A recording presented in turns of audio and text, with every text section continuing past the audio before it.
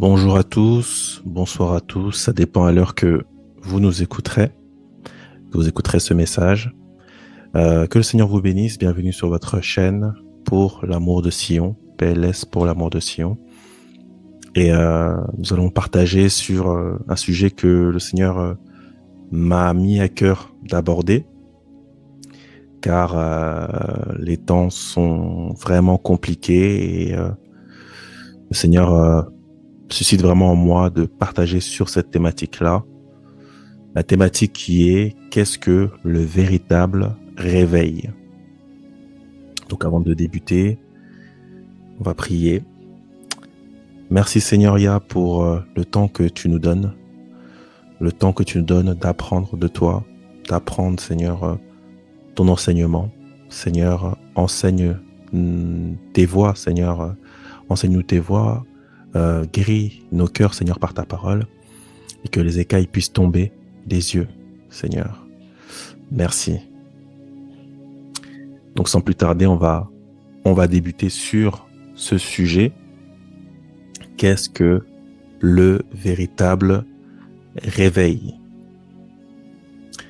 Alors le réveil, c'est un mot qu'on entend beaucoup à notre époque. C'est un mot qu'on entend beaucoup dans la bouche des chrétiens, notamment des chrétiens dits évangéliques ou des chrétiens dits réveillés, du réveil, etc. Mais la question à se poser, c'est quoi le réveil? Qu'est-ce que la parole nous dit sur le réveil? Alors, il faut savoir que ce mot n'est pas utilisé clairement pour désigner ce genre de mouvement, voilà, dans la parole. Mais les prédicateurs, au fil des années, ont parlé de cette thématique-là et donc c'est important de se poser dessus et de comprendre de quoi il s'agit. Par rapport au réveil, on va voir ensemble qu'il fut un temps où plusieurs hommes ont paru, voilà, que ce soit en Europe, que ce soit aux États-Unis, etc., pour amener un mouvement dit de réveil. Alors là, je vais vous demander juste de me laisser un peu de temps pour sortir certains noms assez connus dans l'histoire du réveil, comme on l'appelle. Donc voilà, hein, le thème de ce jour, c'est bien de comprendre qu'est-ce que le réveil par rapport à la parole. Et voilà. Alors, un instant, nous y sommes. Alors, une des figures du réveil, c'est Martin Luther. Martin Luther qui est né en 1483 et qui est mort en 1546. Donc voilà, il était, c'était un réformateur en fait allemand qui a apporté le mouvement de réforme protestante. Vous savez, quand on dit de nos jours je suis protestant ou l'église protestante, etc., cela vient de la réforme menée par Martin Luther. Donc voilà, ensuite il y a Jean Calvin. Donc là c'est 1509 à 1564. Donc c'était plutôt en France et à Genève, en Suisse. Et donc là c'était le mouvement réforme calviniste. Il y a également Ulrich Zwingli, donc qui était en Suisse. Et donc là le mouvement c'est la réforme suisse. Il y a Philippe Mélanchthon, donc ça c'était en Allemagne, et donc c'est la réforme luthérienne. Donc le mouvement était la réforme luthérienne. Il y a John Wesley, nom très connu, donc en Angleterre, et là le mouvement était réveil méthodiste. Il y a George Whitefield, donc en Angleterre et aux États-Unis, son mouvement est appelé le Grand Réveil. On va continuer avec quelques noms. Donc il y a Jonathan Edwards, on appelle le mouvement Réveil puritain, Zinzerdorf, Réveil morave en Allemagne, et ainsi de suite. Ainsi de suite. Donc tous ces noms, c'est des noms assez connus, hein. Notamment Martin Luther, Jean Calvin, John Wesley, qu'on entend souvent, Jonathan Edwards. Il y a Charles Spurgeon aussi. Donc là, c'était plutôt le mouvement baptiste, Réveil victorien. Donc c'est des noms assez connus. Alors pourquoi je parle de ces noms-là? Donc en fait, je vais parler du réveil et on va se poser la question, qu'est-ce que le réveil selon la parole? Mais on ne peut pas parler du véritable réveil sans parler du faux réveil. Alors, je pense que vous commencez à être habitués un peu sur la chaîne, à savoir que c'est souvent des sujets qui peuvent être choquants ou qui peuvent nous secouer à première vue, mais ensuite on rentre dans la parole et on se rend compte que c'est bien écrit. Donc, parmi tous ces hommes, donc loin de moi de se dire que tous ces mouvements étaient conduits, qui étaient des faux réveils. Donc parmi tous ces hommes, je pense qu'il y a certains qui étaient vraiment conduits par le Seigneur pour apporter quelque chose dans leur localité, dans leur pays. Mais parmi tous ces noms, il y a énormément de faux réveils et énormément en fait aussi ça a amené une doctrine qui nous suit jusqu'à nos jours. On va beaucoup parler dans nos assemblées de réveil. Oh, c'est bientôt le réveil, c'est bientôt le réveil, comme si c'était une prophétie annoncée dans la parole que avant le retour de Jésus-Christ, il y aura un grand réveil. Ça, voilà, ça c'est une phrase qu'on entend beaucoup dans la bouche de nos pasteurs, des évangélistes, etc. Mais quand on part vraiment creuser dans la parole, ça ne tient pas. Ça ne tient pas. La parole nous dit plutôt, le Seigneur dit plutôt, lorsque je reviendrai, trouverai-je la foi? Lorsque le Fils de l'homme reviendra, trouvera-t-il la foi? Donc, on comprend que lorsque le Seigneur revient dans sa gloire, physiquement, visiblement, à la vue de tous, très peu ont la foi. Donc là, déjà, ça pose problème. On a des enseignants qui nous disent qu'il y aura un grand réveil avant le retour du Seigneur, et le Seigneur de sa propre bouche nous dit dans la parole qu'il y aura un petit reste, qu'il y aura peu de foi sur cette terre. Donc, je vous laisse choisir. Voulez-vous choisir la parole du Seigneur? Choisir la parole du Seigneur qui dit qu'il y aura peu de foi, ou choisir la parole des hommes qui vous disent qu'il y aura un grand réveil, beaucoup de monde, des miracles, etc., etc. Moi, je préfère me ranger du camp du Seigneur. À l'heure actuelle, il y a une famine spirituelle.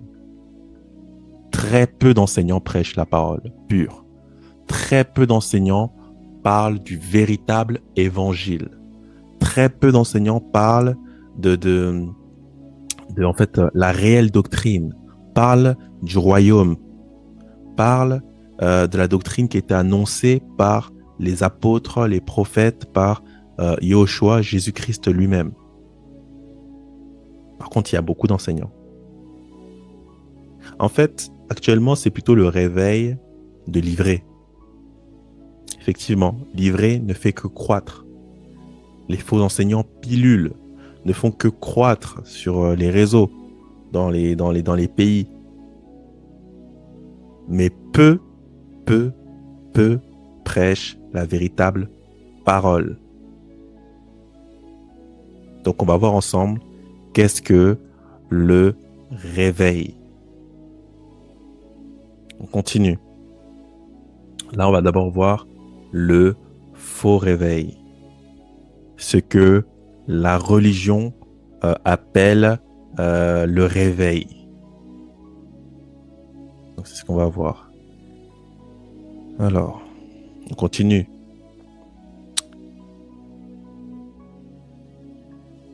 Le réveil actuel, c'est un show spirituel. C'est des manifestations émotionnelles.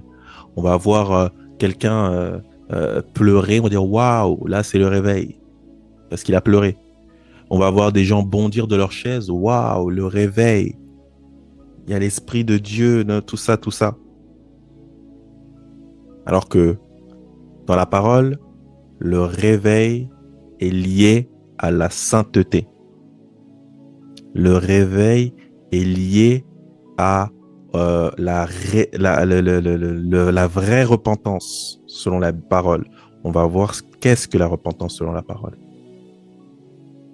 Dans notre réveil actuel, il y a un réveil sans justice, un réveil en contradiction avec la doctrine des apôtres, un réveil en contradiction avec la doctrine de Christ, un réveil en contradiction avec l'enseignement des prophètes. Le faux réveil. Le faux réveil. Le faux réveil, c'est également l'idéologie nationaliste. Le réveil de la France. Voilà. Un réveil en France. Un réveil aux États-Unis. Un réveil au Canada. Un réveil qui ne correspond pas à la parole. Le Seigneur n'est pas dans les foules. Le Seigneur n'est pas dans les foules. Le Seigneur est dans les cœurs de ceux qui le craignent. Et peu, je dis bien peu d'hommes et de femmes le craignent de nos jours. Peu d'hommes et de femmes gardent sa parole. Peu d'hommes et de femmes pratiquent ses commandements et ses lois. Peu d'hommes et de femmes gardent la Torah. Par contre, beaucoup sont dans l'iniquité, anomia, c'est-à-dire le mépris de la loi de Yahweh, la non-pratique de la loi de Yahweh, par conscience ou inconscience. Beaucoup, par contre, sont dans l'iniquité. Effectivement, le réveil de livrer. Mais peu gardent la parole du Seigneur. Peu. Et on peut voir également dans le réveil actuel que le réveil est centré sur des personnages clés, des prophètes. Tel prophète qui a fait un réveil, tel apôtre qui a fait un réveil, tel docteur. Oui, c'est ce docteur-là, il a amené un grand réveil. Réveil. Centré sur un homme. Vous allez voir plusieurs s'associer, entourer un homme.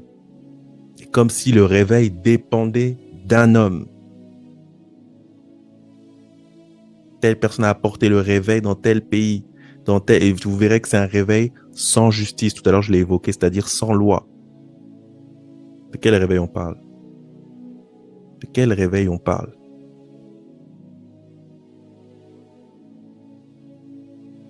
Vraiment que le Seigneur ait pitié de nous, qu'il nous fasse grâce, parce qu'on est vraiment dans la confusion.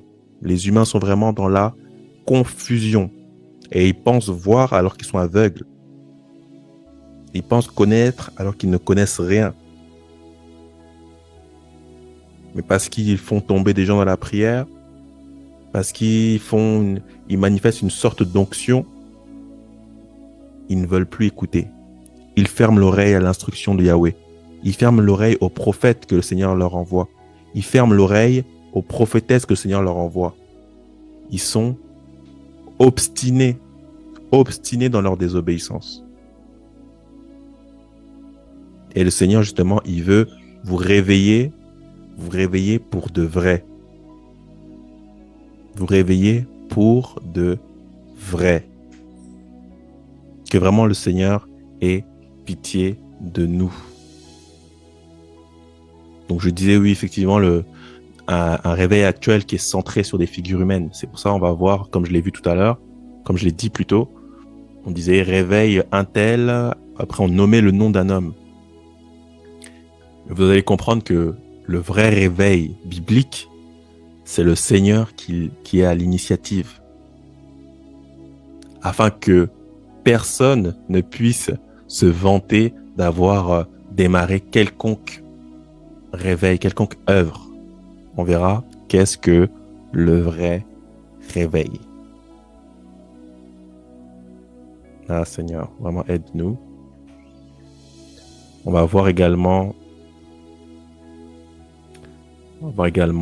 d'autres passages du vrai réveil. Hein. Hop, un instant.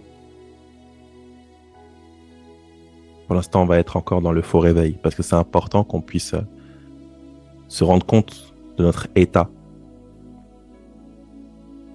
Se rendre compte de notre état. Et donc, oui, le faux réveil est basé sur des versets mal compris, mal interprétés, des versets où on change le sens, où on tord le sens. Les versets clés utilisés pour le concept de réveil, de revival, c'est Actes 2, 17. Dans les derniers jours, dit Dieu, je répandrai de mon esprit sur toute chair. C'est pour ça que vous allez voir plein de gens parler, voilà, ba, etc., disant parler en langue.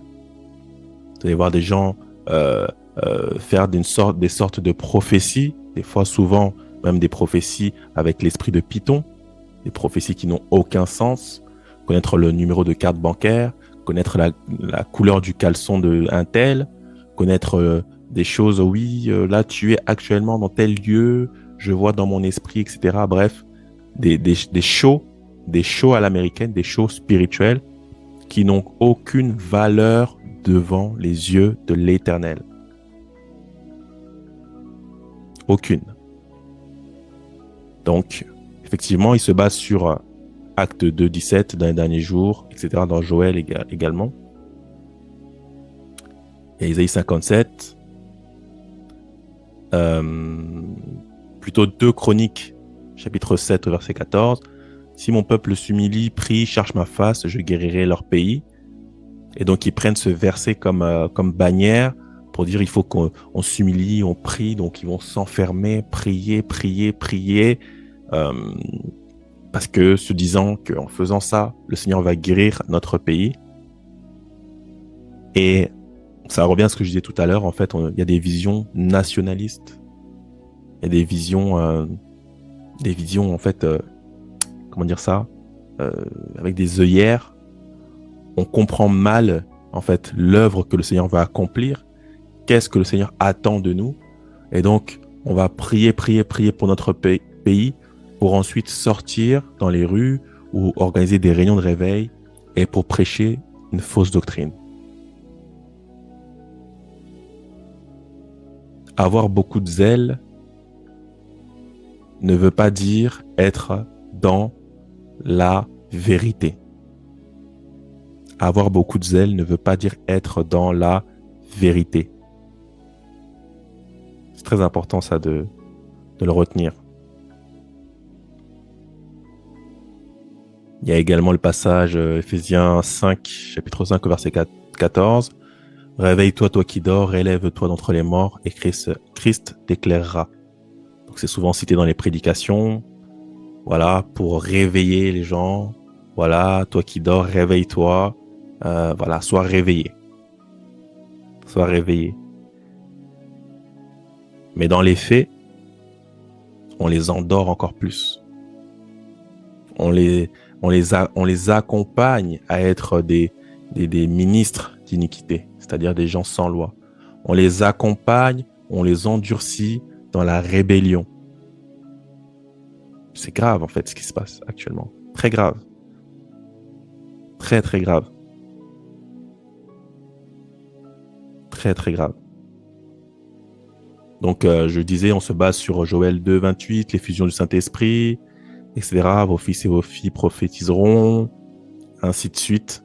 Bref, pour créer une sorte de cacophonie, des fois de boîte de nuit avec des jeux de lumière, avec voilà, de la musique. On va prendre les meilleurs musiciens pour essayer de créer une sorte de sensation de chair de poule, etc.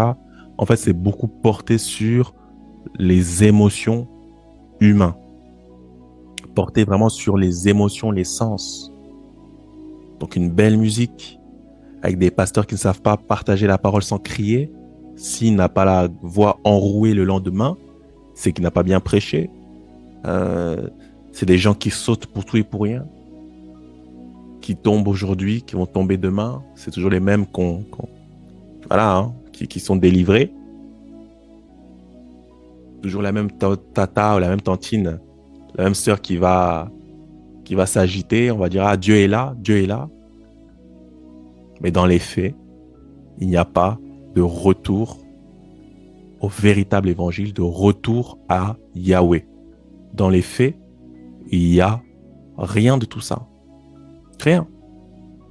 Un réveil vide de sens, vidé de sa véritable substance, qui est le retour à Yahweh. Et on va voir par la suite qu'est-ce que le Seigneur attend de son peuple lorsqu'ils doivent retourner à lui. Tout est écrit. La parole est très claire. Elle est obscurcie pour ceux qui ont été aveuglés par le Dieu de cet âge. Mais pour les fils et les filles de Yahweh, la parole est claire. Parce que c'est même elle qui éclaire nos sentiers. C'est cette parole-là, la Torah, la loi qui éclaire nos voies, qui éclaire nos pas. Et du coup, nous ne marchons pas dans l'obscurité. La parole est très claire. La parole est très claire. Et donc, en fait, quand on part voir de plus près ces versets qui sont sortis de leur contexte, si mon peuple s'humilie, etc., etc., on va voir qu'en fait, toutes ces paroles ne concernent pas, entre guillemets, les chrétiens. Mais ces paroles ont un contexte, sont adressées à une personne et à un peuple. Dans 2 Chroniques 7,14, où on dit si mon peuple s'humilie, prie, cherche ma face, etc., je le répondrai, je le délivrerai, etc. En fait, il est ici question de Dieu qui parle à Salomon pour le peuple d'Israël concernant le temple de Jérusalem, concernant l'esprit qui va être en fait sur les fils et les filles qui auront des visions, etc. Il est question de la descendance d'Israël, des Israélites. C'est pour ça qu'on va voir dans Acte 2, il s'agissait de Juifs rassemblés à Jérusalem pour la Pentecôte. Et justement, c'est là où l'Esprit est descendu pour accomplir la prophétie dite dans Joël. En fait, aujourd'hui de nos jours, il y a vraiment cette doctrine du remplacement. On prend des versets par-ci, par-là, et on commence à dire ça c'est l'Église. Ça c'est l'Église, ça c'est nous, ça c'est l'Église, ça c'est l'Église, ça c'est nous. Au final, Israël n'existe plus. Attention, je parle bien des Israélites véritables. On prendra le temps de parler là-dessus. Je l'ai déjà expliqué dans d'autres vidéos, brièvement. Mais les Israélites véritables sont dispersés aux 4 coins du monde et nous avons la précision de certains emplacements où ils sont en grande quantité. On nous dit dans Sophonie 3:10, si je ne me trompe pas, qui sont au-delà des fleuves de Couche. Notre terme Couche, qui est aujourd'hui le Soudan nord et sud, et au-delà des fleuves, notamment du fleuve Nil, le Nil tire sa source dans la région des Grands Lacs. Et là-bas, dans cette région des Grands Lacs, dans cette zone-là de l'Afrique, on retrouve une grande quantité d'Hébreux. Pour faire simple, les Hébreux sont les Bantous, les peuples dits Bantous en grande majorité. On peut le voir dans leur langue, dans leurs coutumes, bien qu'ils ont perdu leur identité suite à l'esclavage, la colonisation, suite aux malédictions et aux promesses de Yahweh qui a dit lui-même que vous oublierez en fait votre identité, qu'il effacera également votre identité dans la pensée des peuples, c'est-à-dire même les peuples ne savent même plus qui est le véritable Israël. Mais justement, le vrai réveil, si vous voulez qu'on y arrive, c'est le réveil de la maison d'Israël. C'est le réveil des ossements desséchés. Mais on va aller doucement, on va commencer doucement. Donc on est encore sur le faux réveil et sur l'esprit démoniaque qui est de remplacer Israël par l'Église, l'Église, l'Église, l'Église, l'Église, l'Église. Alors que le Seigneur a une seule épouse. Et la parole est claire, son épouse, c'est Israël. Vous me direz, mais l'Église alors, l'Église alors. L'Église, on aura l'occasion d'en parler dans notre vidéo, mais l'Église, c'est un mot qui vient d'Ecclésia, qui est un mot à la base païen, qui veut simplement dire les personnes qui se réunissaient hors de la ville, d'une ville grecque, voilà, pour délibérer des choses qui concernent la ville. Donc c'était une assemblée de personnes. Pour faire simple, en France, ce serait l'Assemblée nationale. Le Seigneur n'est pas venu créer un parti politique. Donc même dans nos conceptions, nous avons une conception erronée. La vérité se trouve dans l'Ancienne Alliance. C'est là-bas qu'on pourra, en retournant au commencement, on a une vision encore plus claire. Le Seigneur n'est pas venu se créer une assemblée politique. Justement, c'est pourquoi, actuellement, les pasteurs se prennent pour des ministres, mais vraiment des ministres de l'Assemblée nationale. Costume, cravate, chauffeur, frais de mission, par-ci, par-là. C'est pour ça qu'ils dominent justement sur vous, malheureusement. Donc je réitère, le Seigneur n'est pas venu se créer une assemblée nationale, une assemblée de ministres, de fonctionnement, non. Donc le mot ecclésia même, c'est un mot même à ne pas idolâtrer, à ne pas élever comme, voilà, oh je viendrai, le Seigneur a dit, je construirai mon église. Non, il faut comprendre la pensée hébraïque, c'est la pensée véritable. Le Seigneur a toujours voulu rassembler et avoir sa famille. Le mot hébreu pour dire assembler, c'est Keila. Keila. Ou en hébreu profond et authentique, je dirais Kuela, qui veut dire famille, assemblement de famille, rassemblement de famille, ou même mariage. Makuela, mariage. Assemblement de famille. C'est pour ça, on voit dans la parole, c'est une alliance que le Seigneur pouvait demander à Moïse ou aux autres, convoque l'assemblée d'Israël, rassemble les familles d'Israël, je dois leur parler. Donc, le Seigneur est venu assembler tous ceux qui sont de la famille de Dieu. Et Yehoshua, Jésus-Christ de Nazareth, est notre grand frère. Et c'est pour ça qu'il dira à ses disciples, qu'il les appelle mes amis, mais que ce sont également ses frères. Il dira, qui est mon frère? Qui est ma mère?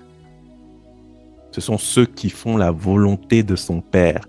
Et la volonté de son Père, pour la connaître, pour pouvoir pratiquer ce qui est juste, on connaît la volonté de son Père à travers sa loi. Tu ne tueras point, tu ne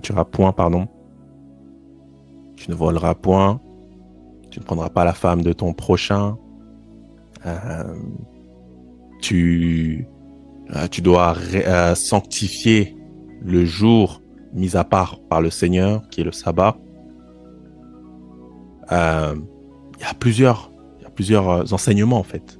La loi, ce sont simplement les enseignements du Père. Le Seigneur disait, celui qui m'aime garde mes commandements. C'est en cela, si vous gardez ma parole, c'est en cela que vous serez réellement mes disciples.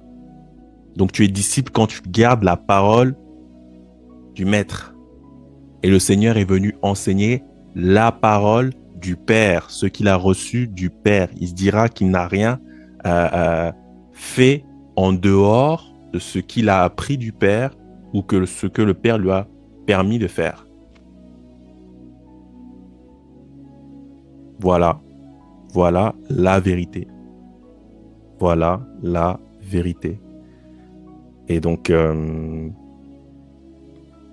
voilà, je disais, il y a vraiment cet esprit diabolique en fait qui est de remplacer voilà, Israël par l'Église. Et quand on regarde bien les versets qui sont utilisés pour parler de réveil, ben, ça ne concerne pas l'Église, entre guillemets, ça concerne tout simplement Israël. Vous me direz, mais du coup, nous, que devenons-nous, nous qui ne sommes pas israélites physiques? La parole est claire dessus. Le vrai juif, ce n'est pas celui qui en a l'apparence. En fait, le vrai juif, ça ne s'arrête pas simplement au sang, mais c'est celui aussi qui garde les commandements. La parole est claire dessus.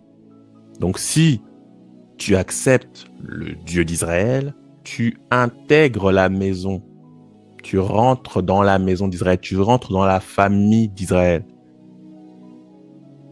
Et quand tu rentres dans la famille d'Israël, le Père, Yahweh, devient ton Père. Tu deviens également le frère de Yehoshua, de Jésus-Christ. Tu rentres dans la famille. Tu es greffé à l'olivier franc. L'olivier franc, c'est Israël. Et comme tu es greffé, comme tu es adopté, eh ben, tu adoptes également le régime alimentaire de cette maison. Tu adoptes également leur manière de prier. Tu adoptes également, en fait, tu adoptes tout. Tu fais partie de la maison. Tu fais partie de la maison. Bien sûr, si vous voulez savoir qu'est-ce qu'il faut adopter ou pas, vous pourrez retrouver ça dans d'autres vidéos sur la chaîne où on a pu voir qu'est-ce qui est la parole du Seigneur et qu'est-ce qui est les traditions des hommes. Donc c'est important de faire le distinguo et de ne pas adopter des choses que le Seigneur ne demande pas d'adopter, des talites, des chapeaux, des je ne sais quoi. Non. Donc si vous voulez avoir plus de détails, vous pourrez retrouver cela dans les vidéos déjà postées. Voilà, fin de la parenthèse. Donc pour revenir au réveil, donc nous étions sur le faux réveil. Sur le faux réveil. Et à présent, nous allons voir qu'est-ce que le véritable réveil. Le réveil, c'est le retour au Seigneur, le retour à la parole du Seigneur. C'est ça le véritable réveil. C'est ça le véritable réveil, c'est rien d'autre. On va lire quelques versets. On va lire quelques versets.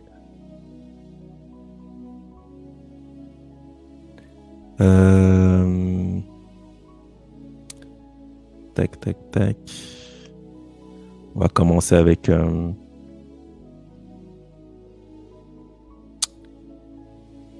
on va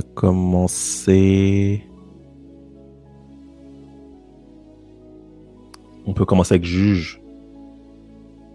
Juge, chapitre 2, versets 18 et 19.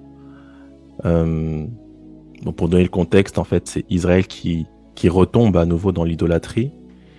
Et Dieu va envoyer des juges. Voilà.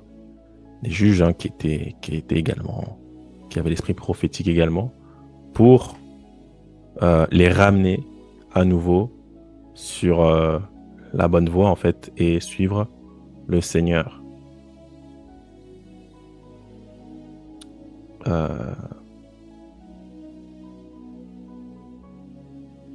Donc on peut le voir dans ce verset-là.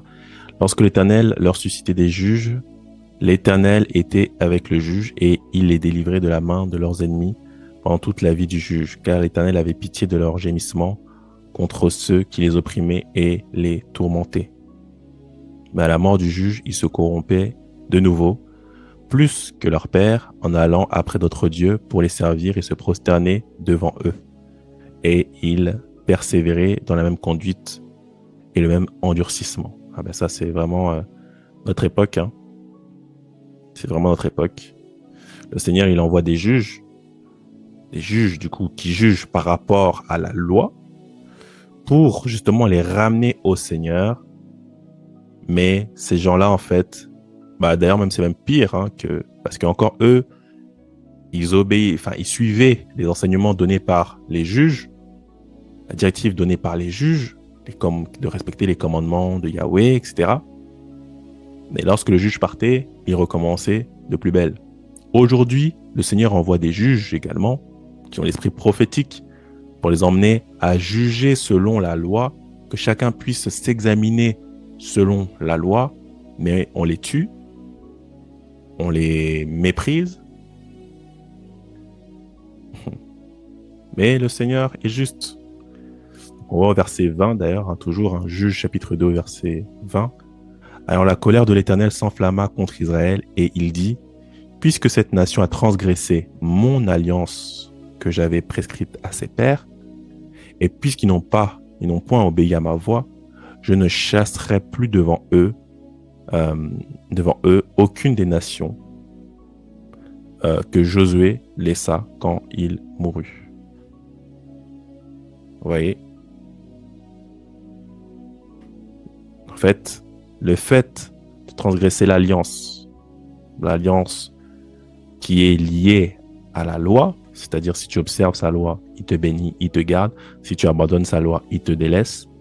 Là, on voit que le Seigneur s'est mis en colère et il a dit, je les laisserai et je les défendrai plus, je ne chasserai plus devant eux les nations qui les oppriment en fait. Voilà. Et on voit au verset 22, c'est ainsi que je mettrai par elle, donc c'est toujours Yahweh qui parle, c'est ainsi que je mettrai par elle Israël à l'épreuve, pour savoir s'ils prendront garde ou non de suivre la voie de l'Éternel, comme leurs pères y ont pris garde. Voilà. Donc on voit que le Seigneur met à l'épreuve son peuple pour savoir qui garde sa loi. La voie de l'Éternel, c'est sa loi, c'est sa Torah, et qui ne la garde pas. Et c'est l'épreuve en fait actuelle, l'épreuve du temps. Et l'épreuve en fait, le Seigneur met la vie et la mort et il dit choisis la vie. Mais si tu veux choisir la mort, ça, c'est ton souhait en fait. C'est ta propre mort en fait que tu souhaites. La mort spirituelle et la mort physique. Et oui.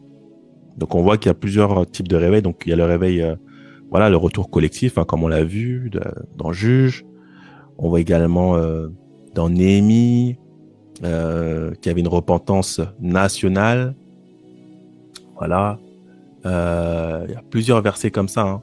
Il y a également 2 Rois, chapitre 22. Il y a 2 Rois, chapitre 23 également. Quand on lit cela, on voit qu'il y a eu justement un réveil. Mais ça, c'est un véritable réveil. Sous Josias, voilà, après la redécouverte du livre de la loi. Donc, en fait, le réveil est lié à la loi, en fait. Lié à la loi.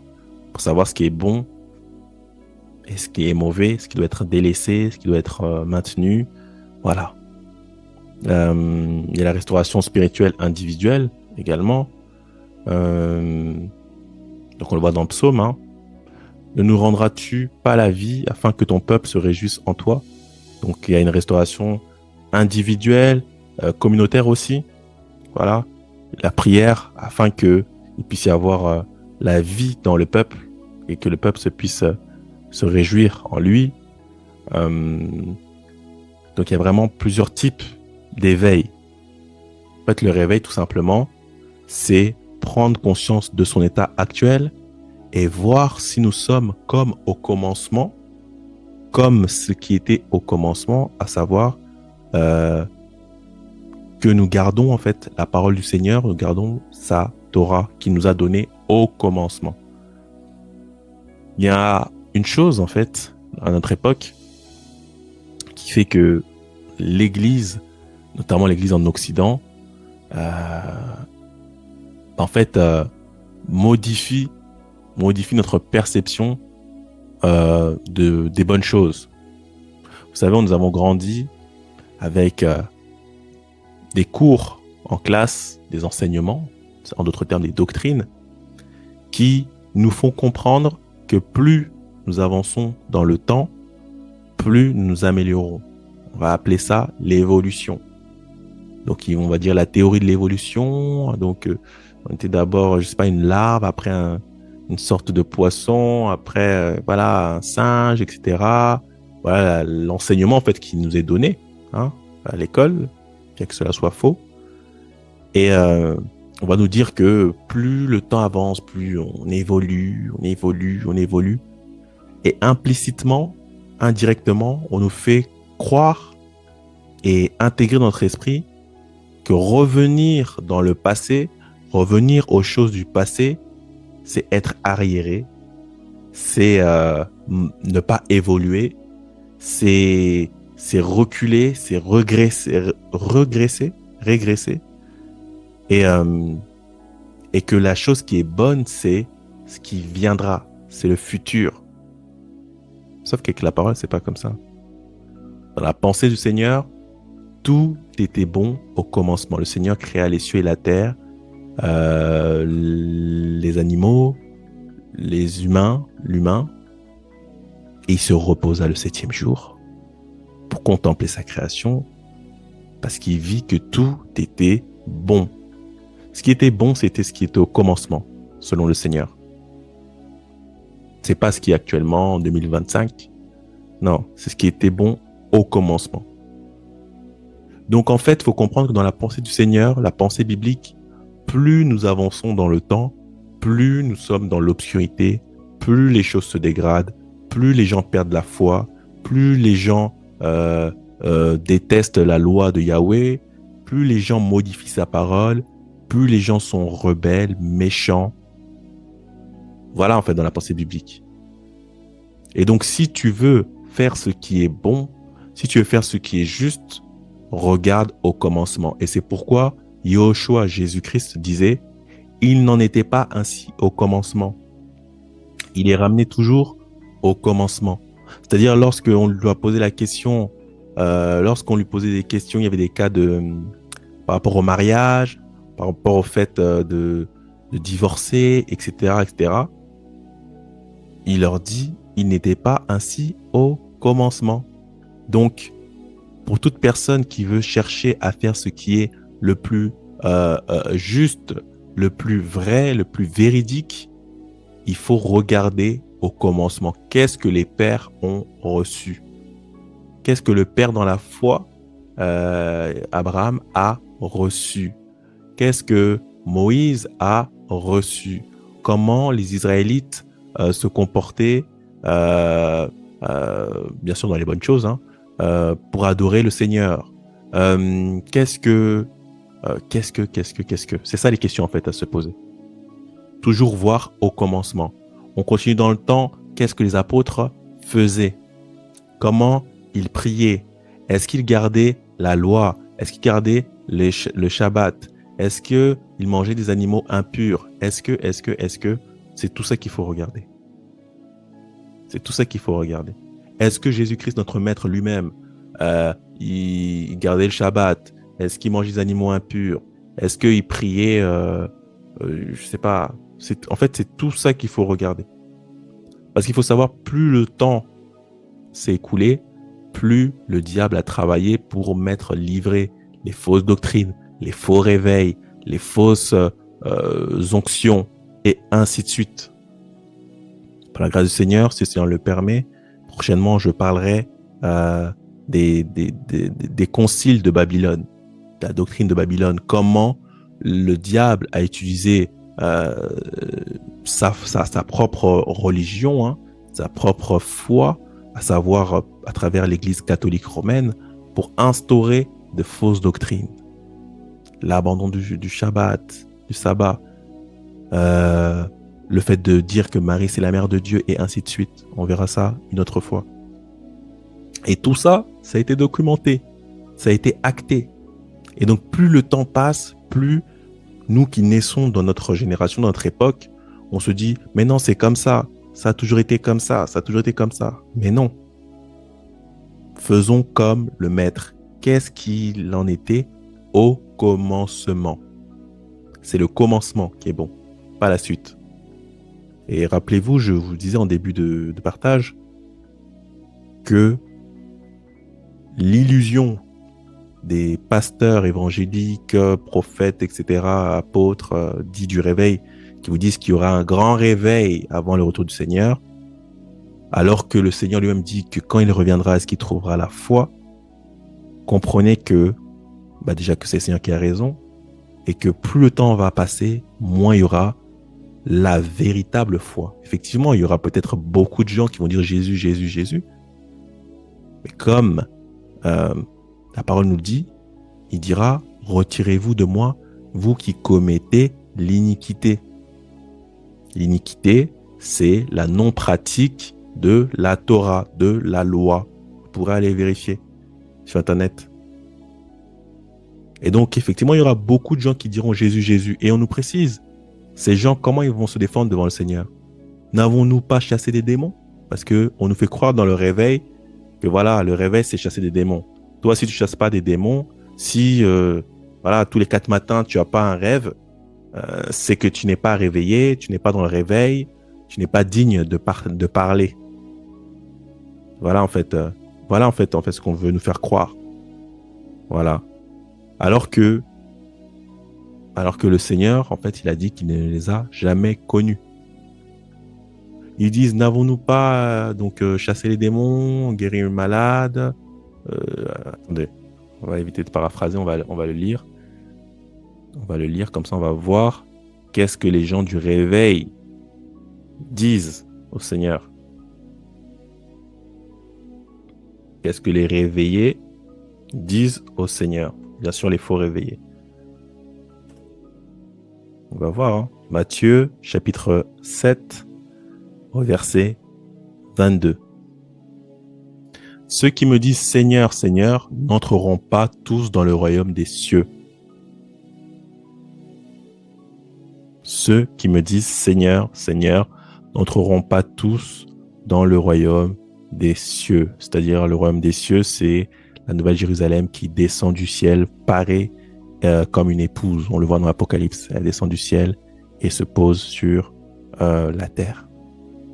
C'est ça, le royaume des cieux. Mais celui-là, seul qui fait la volonté de mon Père qui est dans les cieux.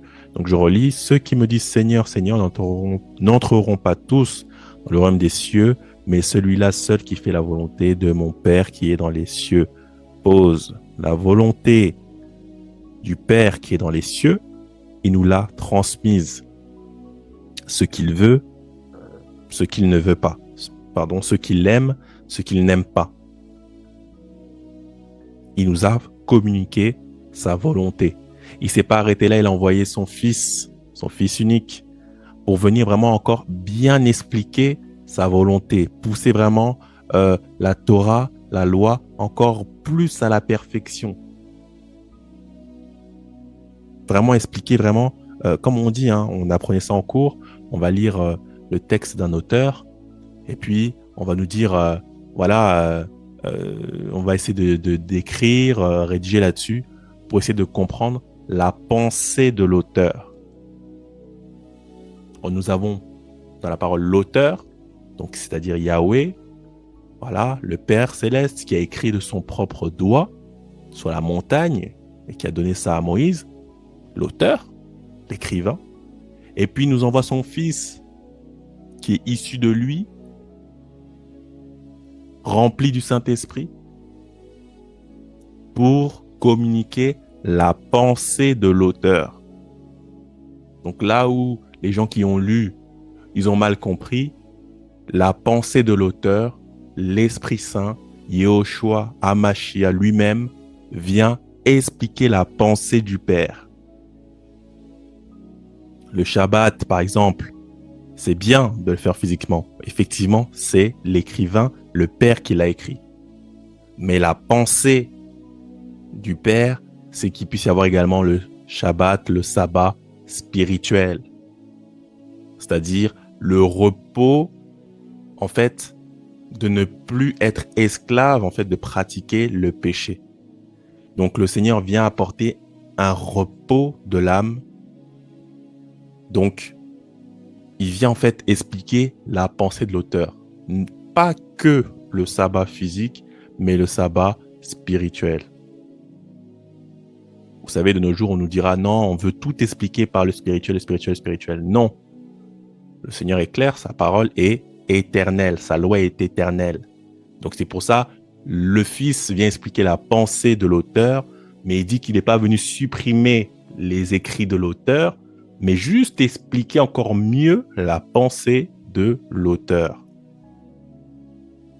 C'était une parenthèse. Donc nous revenons à Matthieu chapitre 7 verset 21. Ceux qui me disent Seigneur, Seigneur n'entreront pas tous dans le royaume des cieux, mais celui-là seul qui fait la volonté de mon Père qui est dans les cieux. 22.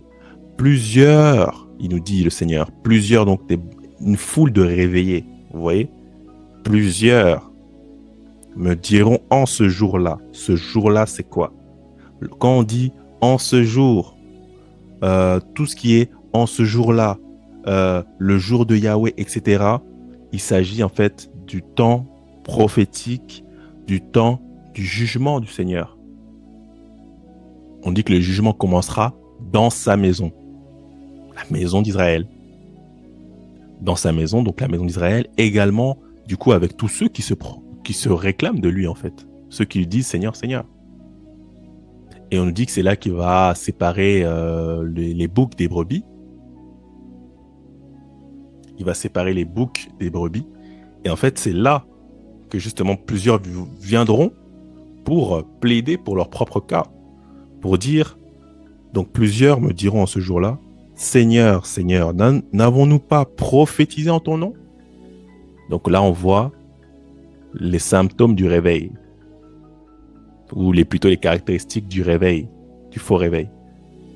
Effectivement, les serviteurs du Seigneur fidèles gardent les commandements, la loi de Yahweh et la foi de Yehoshua, comme on nous dit dans l'Apocalypse.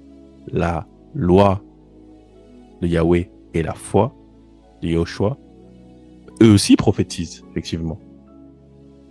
Mais là, ce sont des gens qui font des prophéties sans garder la loi. En d'autres termes, ils sont... en fait, ils utilisent leur don que le Seigneur leur a donné, pour ceux qui l'ont vraiment reçu du Seigneur. Ils l'utilisent dans le désordre. Donc bref, ces gens-là plaident pour leur cas. Ils disent, n'avons-nous pas prophétisé en ton nom? N'avons-nous pas chassé des démons en ton nom?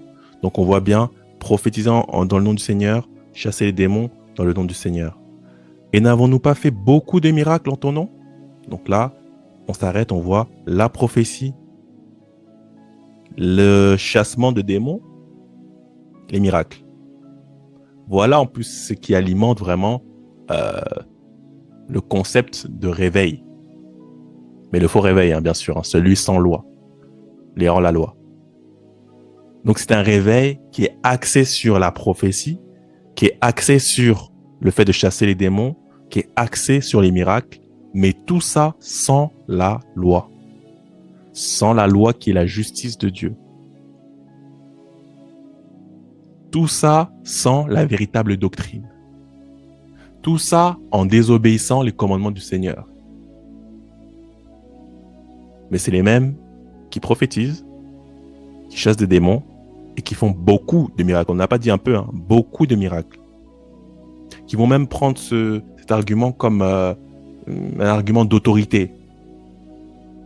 Hein? Moi, je chasse des démons. Qu'est-ce que tu vas me dire? Moi, je prophétise. Je suis un grand prophète. Qu'est-ce que tu vas me dire? T'as déjà chassé un démon, toi? T'as déjà prophétisé? T'as déjà fait beaucoup de miracles? Voilà ce que les personnalités du réveil, les personnalités qui aspirent à faire des réveils sans le Seigneur, se vantent en fait de mettre en avant. C'est leur CV. Et là, ils sont venus présenter leur CV devant le Seigneur, comme s'ils allaient impressionner le Seigneur. Mais qu'est-ce que le Seigneur leur dit? Verset 23. Le Seigneur parle. Alors je leur dirai ouvertement, c'est-à-dire sans mâcher ces mots, sans passer par quatre chemins. Je leur dirai ouvertement, je ne vous ai jamais connu. Retirez-vous de moi, vous qui commettez l'iniquité. La parole est claire.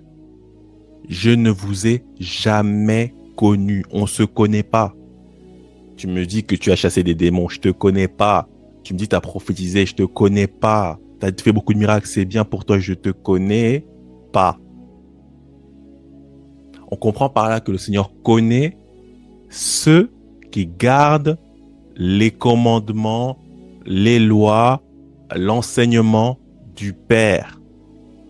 Ceux-là, il les connaît. Ils sont de sa maison, la maison d'Israël. Les autres là, vous êtes hors de la maison. Vous ne respectez pas la loi du Père. Vous êtes des enfants désobéissants. Vous avez quitté la maison, vous êtes allé faire votre propre doctrine, vous êtes allé chasser des démons par-ci, par-là, faire des choses, tout ça. Parce que vous dites Yehoshua, vous pensez que vous êtes de la maison. Vous n'êtes pas de la maison. Vous n'êtes pas de la maison. Mais faites comme le fils prodigue. Rentrez à la maison, repentez-vous. Repentez-vous. Et la repentance, c'est revenir sous l'autorité du Père. Parce que le Père dicte sa loi dans sa maison. Si tu veux revenir dans la maison du Père, tu te soumets à la loi du Père, à la loi de cette maison. Autrement, tu n'es pas de la maison. Et le grand frère, le grand prêtre, notre yaya, notre aîné, lorsqu'il ouvre la porte de cette maison, il dit hey, je ne vous connais pas, reculez, retirez-vous de moi. Je ne vous connais pas. Vous qui commettez l'iniquité. Et l'iniquité, c'est anomia en grec. Anomia en grec qui veut dire en fait les transgresseurs de la loi en fait. Vous qui ne respectez pas la loi. On va le voir, attendez, on va le voir ensemble. Anomia. Ah là là, c'est chaud, hein. Vraiment, c'est chaud, hein.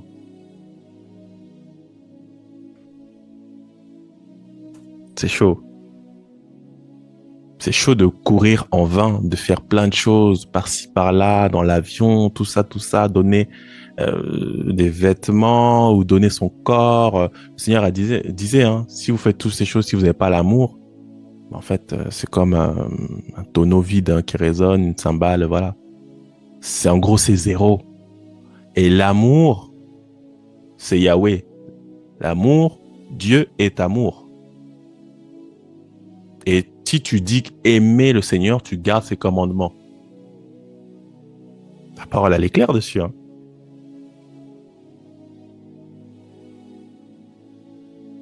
Donc, anomia. Donc là, je pense que ça va s'afficher sur vos écrans. Donc, anomia qui veut dire condition de celui qui est sans loi. Parce qu'il ignore, premier point. Donc, il y a ceux qui sont ignorants. B, parce qu'il la viole, parce qu'il a désobéi ouvertement, avec conscience.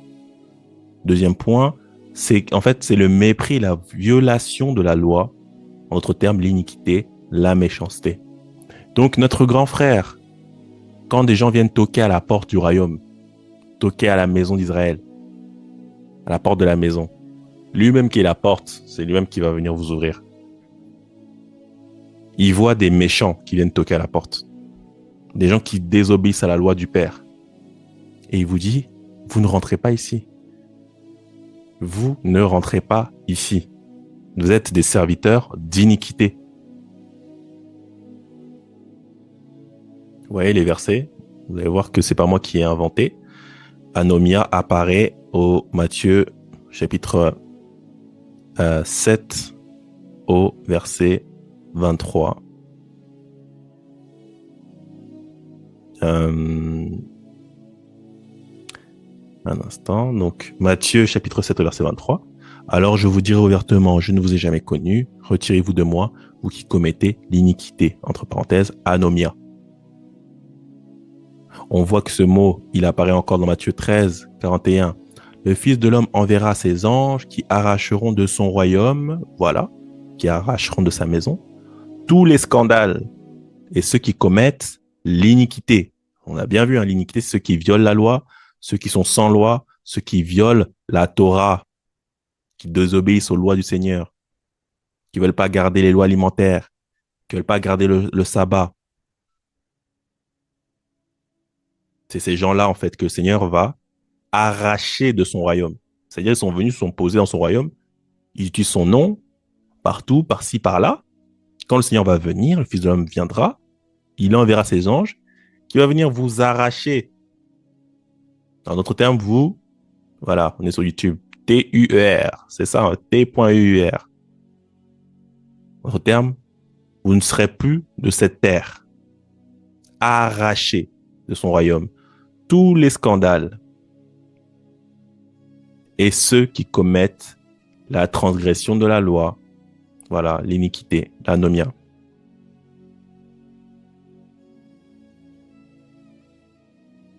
On voit dans Matthieu chapitre 23, verset 28, il me semble, c'est Jésus-Christ, Yahushua qui parle aux pharisiens.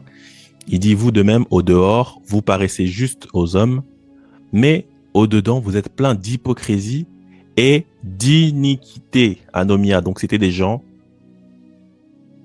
amenés à parler de la parole du Seigneur, que les humains pouvaient voir avec beaucoup de respect, mais en vrai, ils transgressaient la loi dans leur cœur, souvent.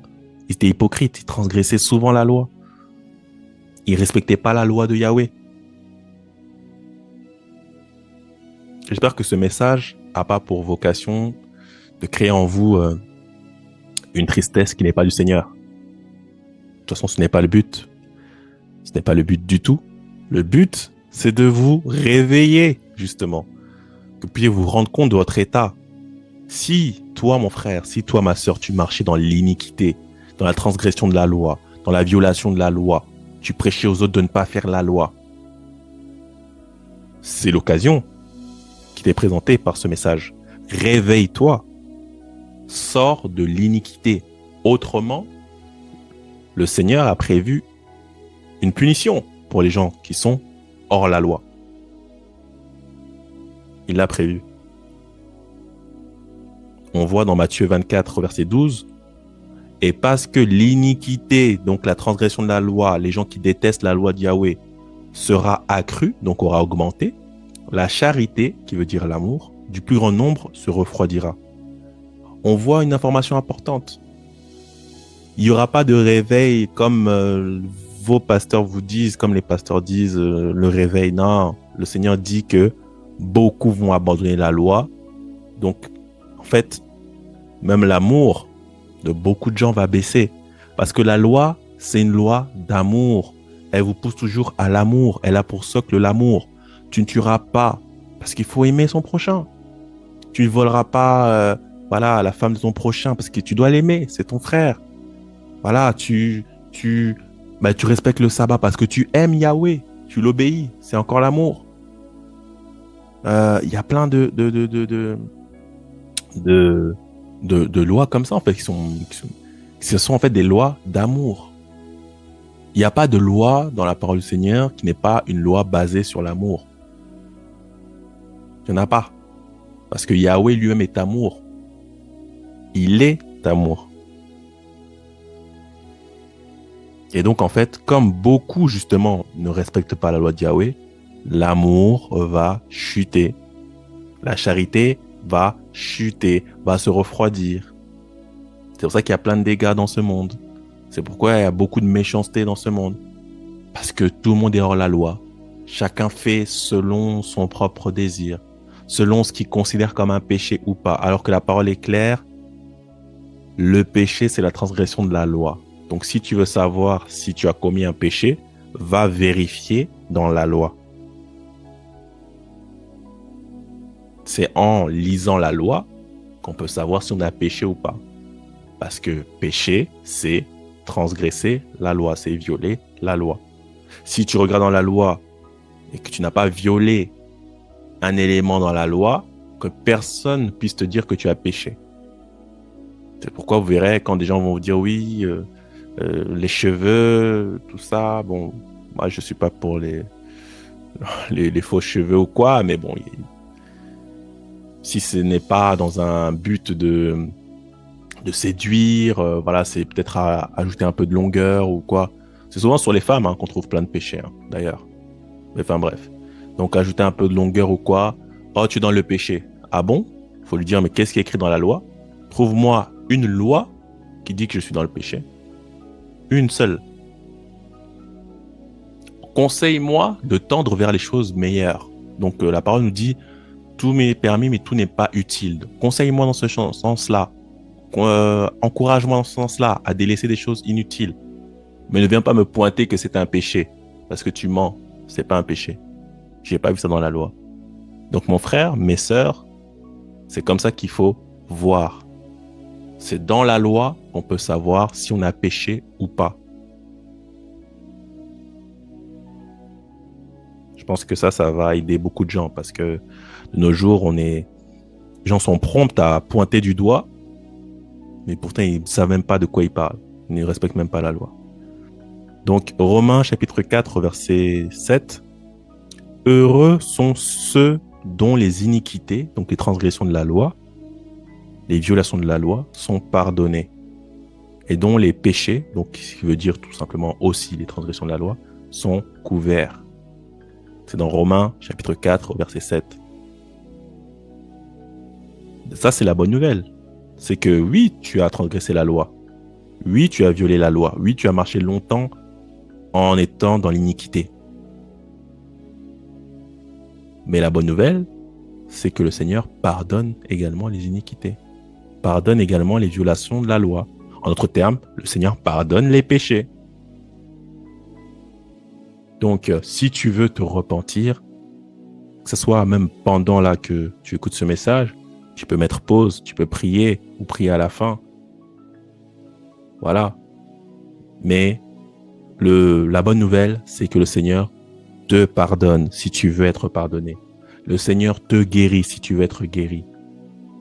Le Seigneur veut restaurer ta vie, restaurer ton âme qui a été détruite par la violation de la loi, qui a été détruite par cet esprit de l'homme impie, l'homme de la transgression de la loi.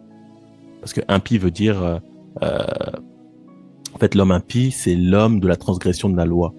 Donc, en fait, cet esprit qui agit dans les églises, qui agit dans les pasteurs, qui agit dans les prophètes, qui agit dans les apôtres, dans les ministères de réveil, dans les ministères évangéliques et autres, dans l'église catholique, cet esprit-là, qui agit fortement, a comme une emprise sur ceux qui aiment véritablement le Seigneur. Mais ce qui est bon, c'est que la parole dit, mes brebis entendent ma voix et elles me suivent. Donc toi, mon frère, toi, ma sœur, qui est une brebis du Seigneur, tu entends ce message aujourd'hui, tu peux suivre le Seigneur. Tu es libre de suivre le Seigneur. Tu es libre de le suivre. Peu importe ce que les gens diront, peu importe ce que les gens penseront de toi, c'est l'occasion de quitter l'iniquité, de quitter l'anomia, de quitter la transgression de la loi, de quitter le mépris de la loi. C'est le moment. Les temps sont compliqués, sont durs, et le Seigneur protège, comme on l'a vu tout à l'heure, il protège ceux qui gardent sa loi, parce qu'il les connaît. Ceux qui ne gardent pas sa loi, il ne les connaît pas. Et si Il sait, parce que le Seigneur sait d'avance ceux qui l'aiment, etc., ceux qui seront sauvés. Il sait qu'il y a un temps qui va arriver où tu connaîtras sa loi. Donc, il fait grâce. Et je pense que si tu tombes sur cette vidéo, c'est également parce qu'il te connaît, en fait. Et il veut que tu puisses retourner à lui. Il veut que tu puisses te réveiller. Il veut que tu puisses maintenant, désormais, aimer ses commandements, ses enseignements. Parce que les lois sont juste les enseignements du Père. Vous comprenez?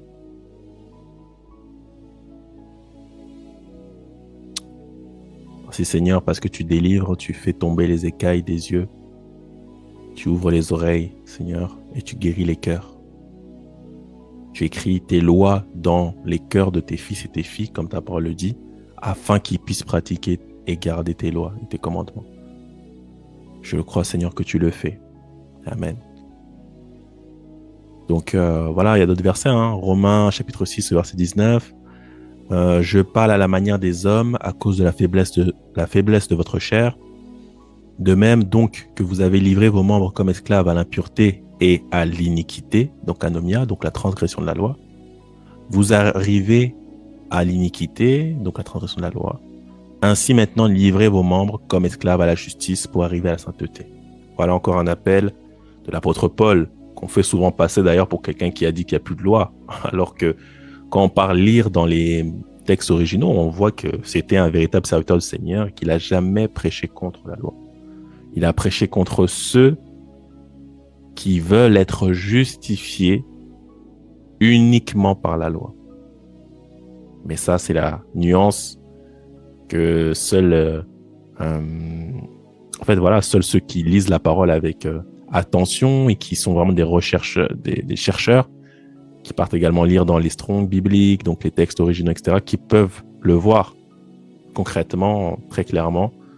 Et comme la parole le dit, d'autres apôtres même pouvaient le dire, les écrits de Paul sont compliqués à saisir et beaucoup tordent le sens. Et de nos jours, beaucoup ont tordu le sens, justement, de Paul. Mais là, vous voyez, tout ressort. L'apôtre Paul dit, je paraphrase en gros, enfin plutôt je vais lire depuis la suite du verset. Donc, de même donc que vous avez livré vos membres comme esclaves à l'impureté et à l'iniquité, donc en gros à la transgression de la loi, et vous arrivez à la transgression de la loi, maintenant, livrez vos membres comme esclaves à la justice pour arriver à la sainteté. La justice, c'est la loi. Quand on parle de justice, même au tribunal, on rend le verdict de justice en se basant sur la loi française, loi belge ou la loi du pays. Donc pour parvenir à la justice, c'est en connaissant la volonté du Seigneur qui est sa loi, ce que le Seigneur veut, ce que le Seigneur ne veut pas. Donc voilà, un peu. Donc voilà, il y a plein de passages, on pourrait les lire. Il y a 2 Corinthiens chapitre 6 verset 14, 2 Thessaloniciens 2:7, voilà, et plein d'autres, juste plus bas là que vous pourrez lire. Où partout vous voyez iniquité, il s'agit du fait de violer la loi, mépriser la loi, ne pas respecter la loi d'Yahweh, ne pas appliquer la loi d'Yahweh quand vous voyez iniquité. Peut-être un verset à lire qui est vraiment parlant aussi, c'est 2 Thessaloniciens 2, donc chapitre 2, verset 7. Car le mystère de l'iniquité, donc le mystère de transgresser la loi d'Yahweh, ce ministère-là, on nous dit, il agit déjà. Effectivement, c'est ce que je disais tout à l'heure, il est déjà opérant actuellement. Il faut seulement que celui qui le retient encore ait disparu. Voilà, ça c'est quelque chose assez intéressant à aller fouiller. Souvent, on lit ce verset-là dans les églises et autres, on le dénature, on en fait une fausse doctrine, enfin bref.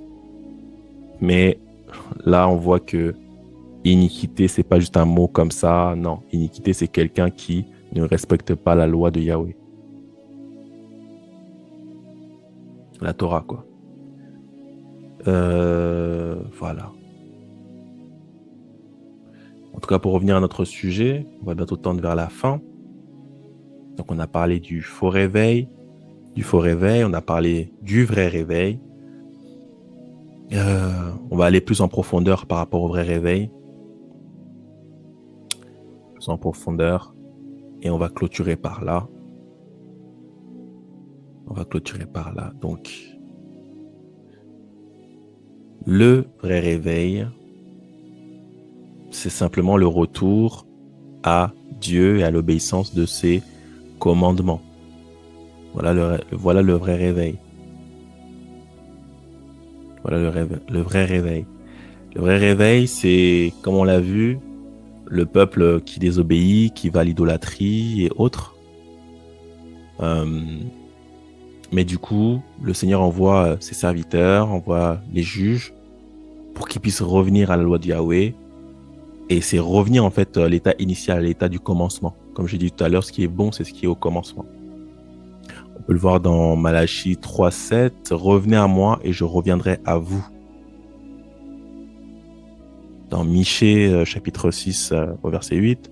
Ce que l'Éternel demande de toi, c'est que tu pratiques la justice.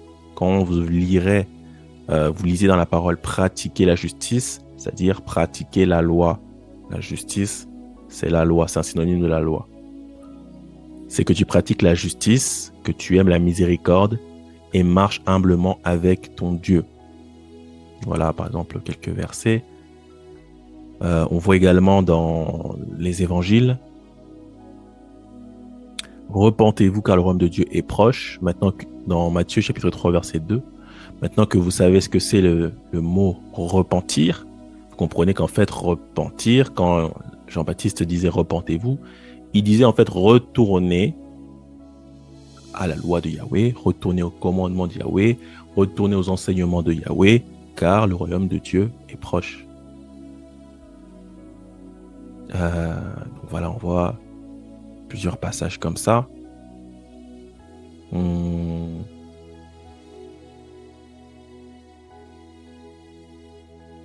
voit plusieurs passages comme ça. On voit également que le réveil, c'est sortir de Babylone. Babylone, c'est le mélange, en fait, pour faire simple. J'aurai le temps d'en parler peut-être dans une autre vidéo. Babylone, c'est l'image c'est l'ancienne ville, en fait, totalement païenne, qui adorait, en fait, toutes sortes de choses contraires à la loi de Yahweh. Et en fait, ça symbolise aujourd'hui tout, en fait, système, toute pensée qui est contraire à la loi de Yahweh, à la volonté de Yahweh, et qui enseigne à désobéir à Yahweh. Parce que Babylone, c'est également politique et religieux. Et l'aspect Babylone religieux, c'est justement ce que je vous disais, les faux réveils, le christianisme, en fait, qui n'est pas biblique, en fait, voilà, qui n'est pas relié à la foi vraiment des apôtres et de Jésus-Christ. Donc voilà, on aura l'occasion d'en parler une autre fois. Et donc, le réveil, c'est également de sortir de Babylone, sortir de tout ce que Babylone a pu nous enseigner. C'est sortir également de toutes les pratiques, en fait, qui ne correspondent pas à ce qui était au commencement. Voilà, en fait, le vrai réveil. C'est de quitter les systèmes religieux corrompus. Voilà. Et rester fidèle au commandement de Dieu et au témoignage de Jésus-Christ. On en parle dans l'Apocalypse, chapitre 14, verset 12. Donc, c'est tout ça. Et le vrai réveil, comme j'avais un peu survolé au départ, c'est surtout le réveil, voilà, de l'identité, voilà, d'Israël dispersé. On le voit dans Ézéchiel, chapitre 37, verset 11, avec les eaux, voilà, les eaux desséchées. On l'entend souvent dans les réunions de réveil. On l'entend souvent dans les églises qui parlent de réveil et autres. Mais quand on lit la parole, il s'agit d'Israël et rien d'autre. Il s'agit d'Israël, un peuple qui est dispersé, exilé, voilà, aux quatre coins du monde, suite aux malédictions proclamées, voilà, par le Seigneur dans Deutéronome 28. Voilà, des chaînes au cou, emmenés dans des, voilà, dans des vendus, voilà, aux Grecs, dans des bateaux et autres et autres. Enfin bref, le réveil, en fait, c'est le réveil de ces gens-là qui sont dispersés partout, qui ne savent plus qu'ils sont israélites Et le Seigneur envoie ses serviteurs pour réveiller la maison d'Israël, justement. Parce que les nations, pour bien rentrer voilà, dans la maison d'Israël, bah, il faut que la maison d'Israël soit debout. Et le Seigneur, dans ces temps de la fin, envoie ses serviteurs qui ramènent son peuple à la loi, donc ce qui était au commencement, ce qui est juste, ce qui est bon. Il réveille les Israélites pour qu'ils puissent retrouver leur identité, adorer le Seigneur, être prêts pour l'accueillir, pour son retour physique et visible, voilà, sur cette terre, et que les nations, bien sûr, se joignent aux enfants d'Israël pour adorer le Très-Haut. Voilà la mission que le Seigneur confie à ses serviteurs et dont voilà, ce ministère PLS pour l'amour de Sion a pour vocation, comme je l'ai expliqué dans la première vidéo de présentation de la chaîne. Cette chaîne a pour vocation d'éveiller, de réveiller la maison d'Israël, la véritable, et par la même occasion, bien sûr, les nations, les justes qui sont parmi les nations, qui veulent être greffés, qui veulent être parmi, en fait, voilà, la maison d'Israël. Et donc voilà. Donc le réveil, oui, voilà, je disais, c'est le réveil d'Israël, de la maison d'Israël. C'est le retour à la Torah, voilà, le retour à la Torah. Dans Jérémie, chapitre 31, du verset 31 jusqu'à 34, on nous dit, je mettrai ma loi, en d'autres termes, je mettrai ma Torah dans leur cœur, etc. Voilà, on nous dit, je serai leur Dieu, ils seront mon peuple. Donc on voit que pour que le peuple puisse se réveiller, qu'il puisse quitter la malédiction de Deutéronome 28, il faut qu'il puisse revenir à la loi, à la Torah, afin que Yahweh redevienne leur Dieu, redevienne leur barrière, leur protection, et que eux ils redeviennent son peuple. Voilà. On voit dans Zacharie, chapitre 12, verset 10, et ils regarderont à celui qui l'ont transpercé. Donc le réveil de la maison d'Israël, c'est qu'en fait, la maison d'Israël puisse regarder à celui qui l'ont transpercé, mais pour qu'il puisse être, pour le regarder, il faut qu'il soit au courant que c'est eux qui l'ont transpercé. Voilà, c'est eux qui l'ont transpercé à cause de leurs fautes et autres. Bien sûr, ça a permis le salut, voilà, de plusieurs. Mais voilà, être conscient que ils doivent en fait revenir à lui, revenir à la Torah qui est tout simplement Yehoshua, parce que Yehoshua est la parole est la Torah. Enfin bref, c'est le Seigneur en fait. Voilà. Donc c'est ça le réveil. Le réveil également est accompagné effectivement du souffle du Saint-Esprit, accompagné du Saint-Esprit. Voilà. Donc dans Jérémie chapitre 2, verset 28, je répandrai mon esprit sur toute chair. Voilà. Donc là on voit que il s'agit bien du peuple. Il s'agit du peuple, même si on a dit toute chair, parce que voilà, on voit même dans Acte 2 qu'on nous explique bien qu'il s'agissait bien de la descendance d'Israël, des Israélites physiques, et peut-être, je dirais par extension, les justes de chaque nation qui acceptent les lois de la maison d'Israël, bien sûr.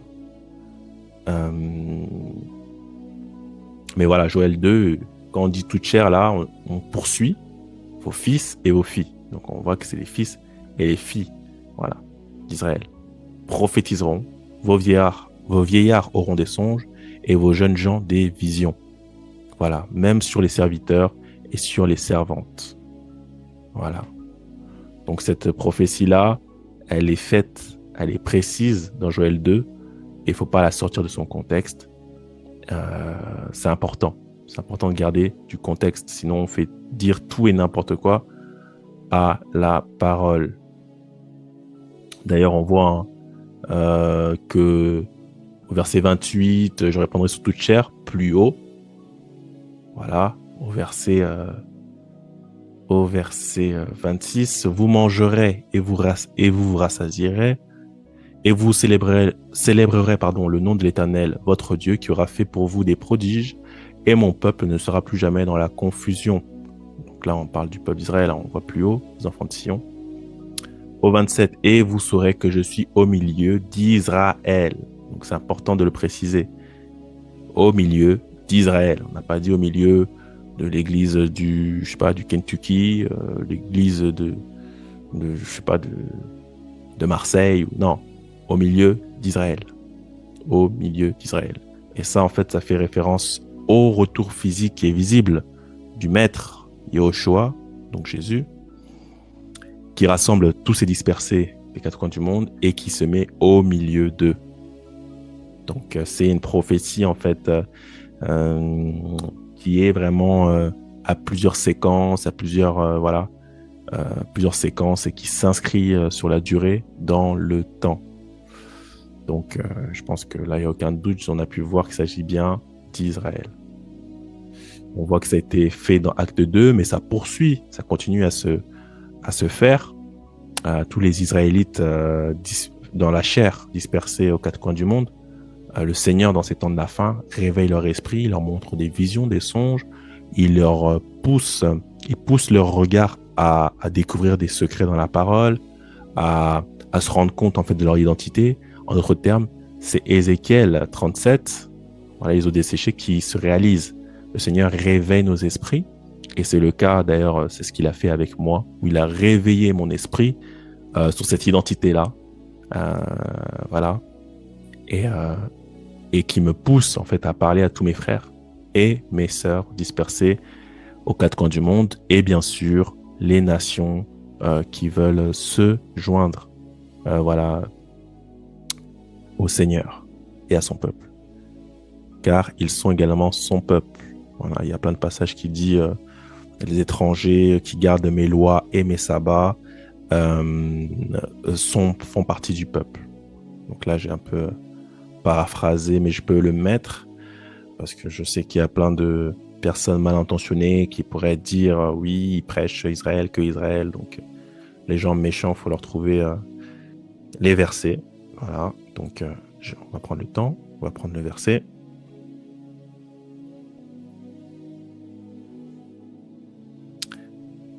On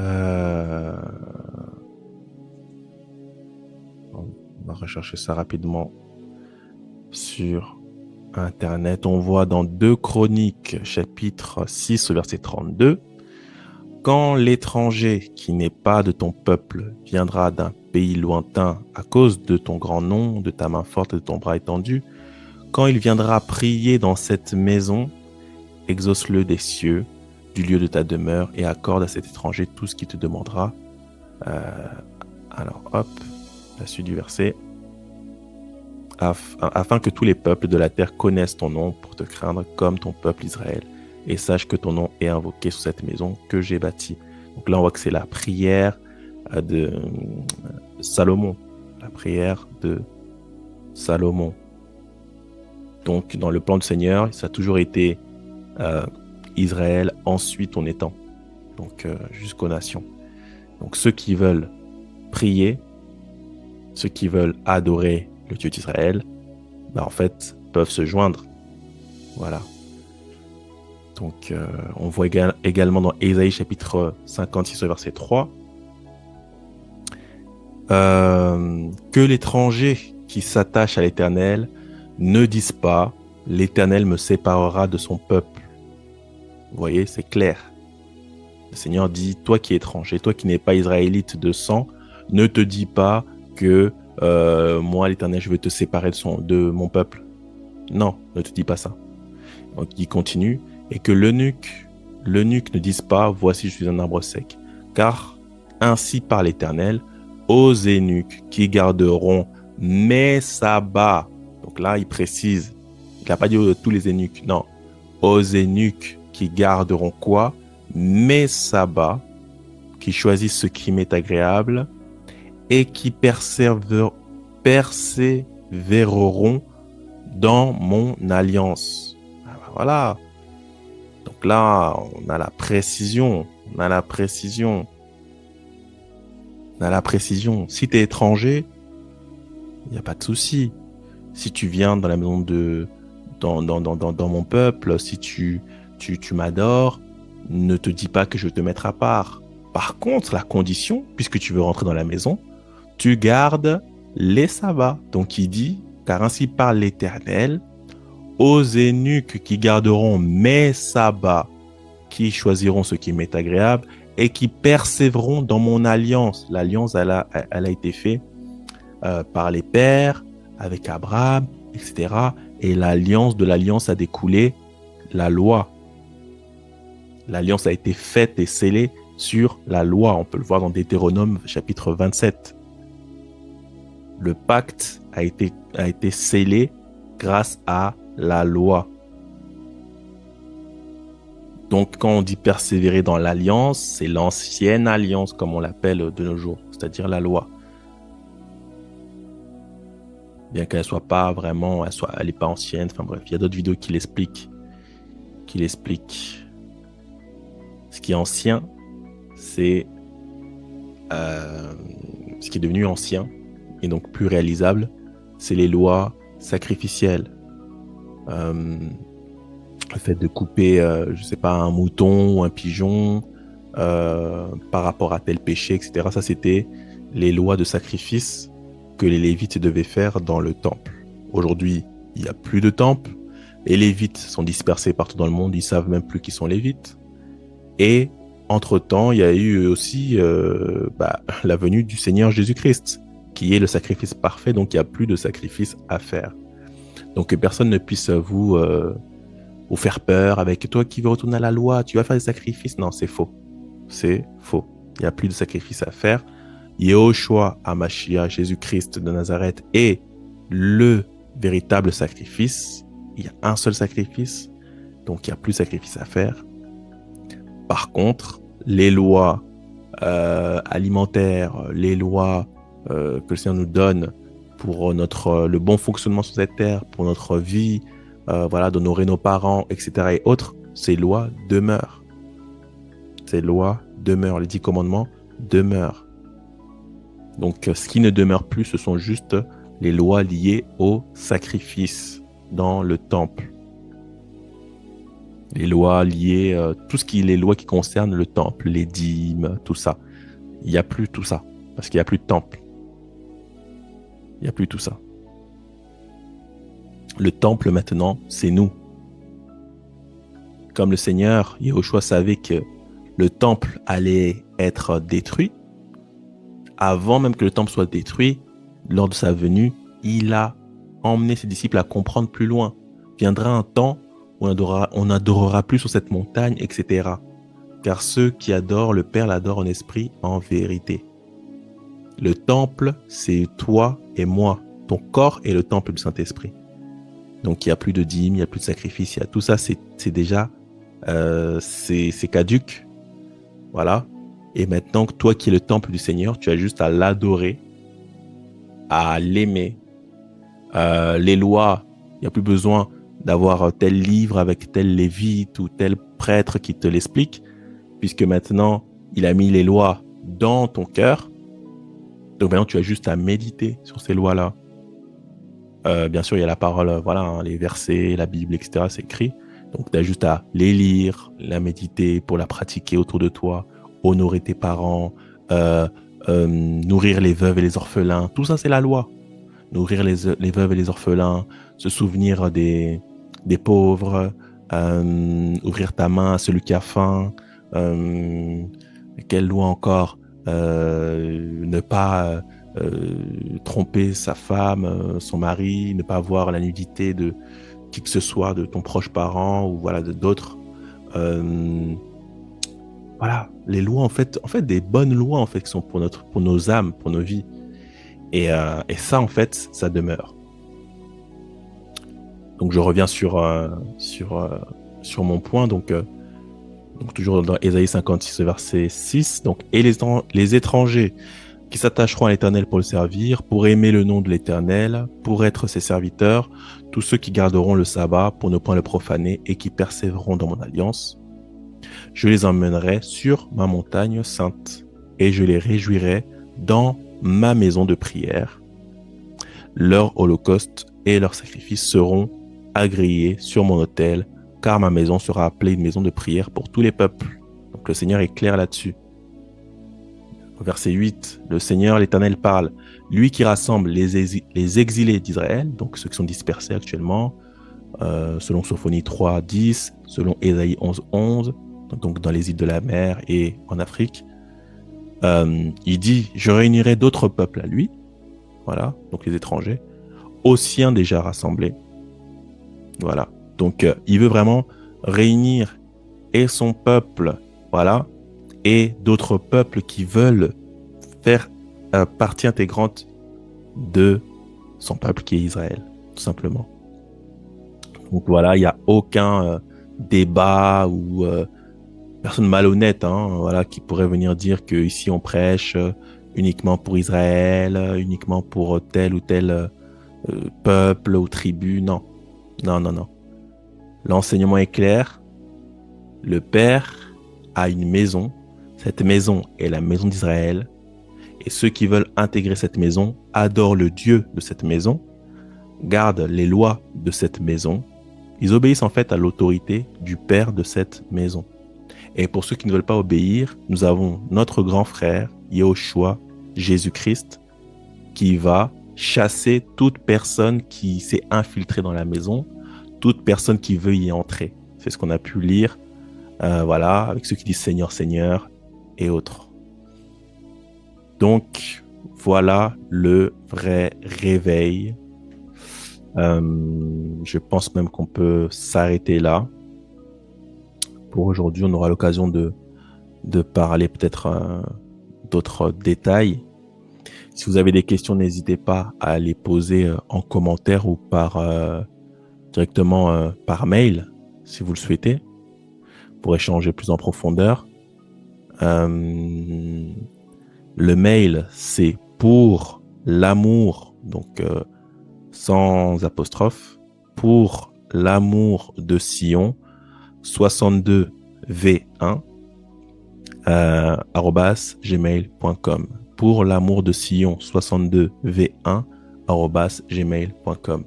Donc là, vous pourrez poser vos questions si vous souhaitez les poser en toute voilà, intimité. Sinon, vous pouvez les poser dans l'espace commentaire et par la grâce du Seigneur, on essaiera d'y répondre.